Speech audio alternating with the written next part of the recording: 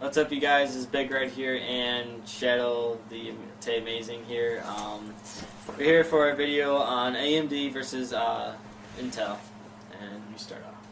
Well, Intel, as y'all know, the 4070K, which is new, which should be the newest i7 processor, performance compared to AMD goes up and down. Really, like as you can see, like all the benchmarks from 3D Mark, they all use Intel.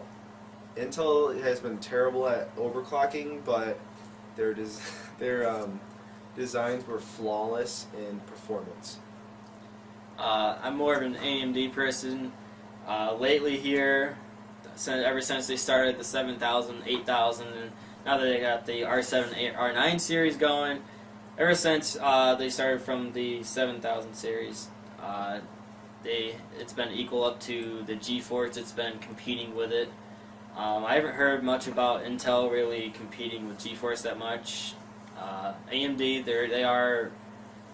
I think wasn't AMD owned by Intel, or was Intel owned by AMD? Intel owns AMD. Okay. So far as I know. So yeah, AMD is supposed to be like a smaller company working for Intel, but apparently they're doing, to my knowledge, they're doing better than Intel.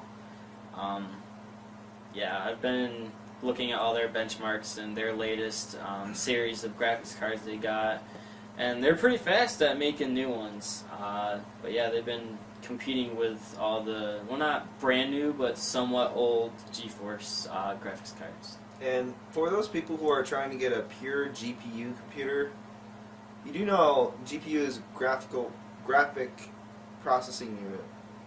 It's not a central processing unit. So, like, it won't always use it. You gotta put that setting on for it to use that GPU, because it won't do it. It'll use your CPU by default. Like GPU is by far like faster than CPU. Yeah. I'm not sure why GPU can be faster than CPU, even though like it's as if CPU is being limited, but because it is. They put a limit on it unless you overclock. And well, recently they made a 72-core processor now. It's a lot. also, another thing, you guys, other reason why I love AMD is because they make it way easier to overclock. Intel, they really haven't worked on that much. i7, I think they've been working on that to get it to be able to have it overclocked, or you can buy the ones that are already unlocked and overclocked. I haven't gotten that much news with Intel. All I know is the 4070K or 3070K of Intel i7 is supposed to be the best ones to use, but they don't really. The price range is just ridiculous. But when you go to AMD, you get that 8-core AMD FX something. I don't even remember what the numbers are. But whenever you get the latest AMD FX, you get 8 cores, and it's it's crazy. Same thing with AMD. You can buy ones that are already unlocked and overclocked. But if you know what you're doing, buy a regular one for a cheaper price and do it yourself. It's not that hard. You just gotta know what you're doing before you do it, because it is very easy to, yes, absolutely put it on fire. If you overclock it too much, your fans and thermal paste and all that crap will not be able to withstand the heat it's putting off.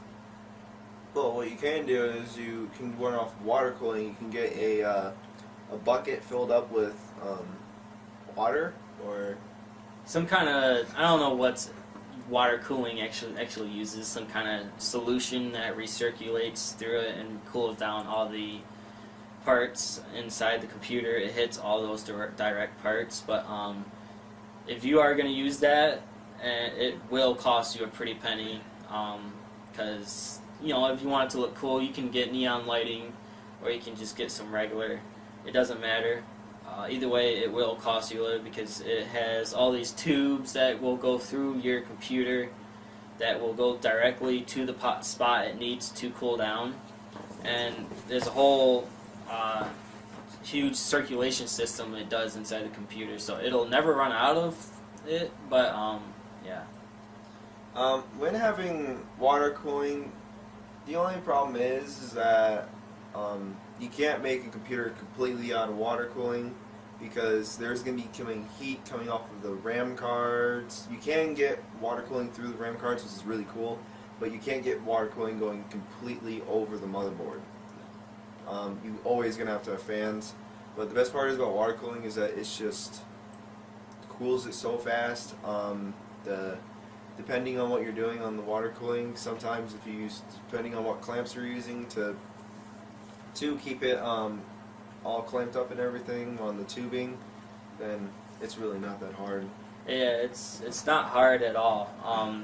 Reason it doesn't go to the whole motherboard is because water cooling is mainly for cooling down those main things that you want to make your computer run fast with. So your graphics card, your CPU, all that will make it cool. And what water cooling does is it'll go to that part that it detects it the heat, and it'll go to that part, cool it down. Once it knows it's cooled down to a stable cooling temperature, it'll move on to the next part that needs to cool down, and it'll just redo that whole circulation over and over again. So I guess that's about it, guys. Please comment, subscribe, and this is Top PC, guys. I'm Shouty Amazing. I'm Big Red. I'll see you guys later. Yep.